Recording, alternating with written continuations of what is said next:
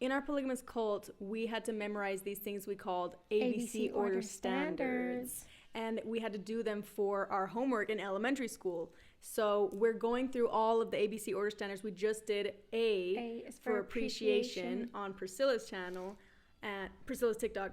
Now we're doing B is for brother. B is for brother. I will be my brother and sister's keeper.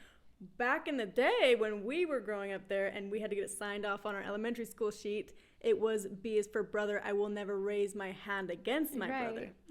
Yeah, because it was never that short. Honestly, there's so much abuse in the order that it just doesn't make sense anymore to not say, you know. And I also heard that my own dad was smacked by one of Paul's brothers.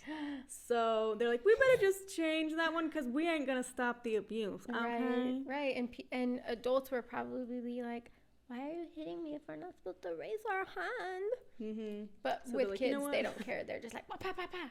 Yeah. Priscilla said, what did you say? She's like, the only contact that these men have with their kids is when they're slapping them. and they have to get a meeting with their dad to get slapped. Yep, literally. We should do a whole video on that actually, where because the dads had so many kids, they would have to schedule out their beatings. Yeah. It's not funny, but it's like they would have to have a meeting with their dad to talk about their behavior. Yeah. Which just meant their dad was gonna slap them really hard. Yep. Can you imagine just waiting in line for your beating? At least I can see my dad. That last video you were just watching was filmed a while ago, and we decided that we wanted to do like our version of the order standard because we're telling you the orders version, which is a lie, and we're gonna tell you what we think it should actually be. So that we said that B is for brother. I still think it should be brother, just a different Tell definition. him why. Tell him why. B is for brother. You will be marrying your brother. Be kissing your brother.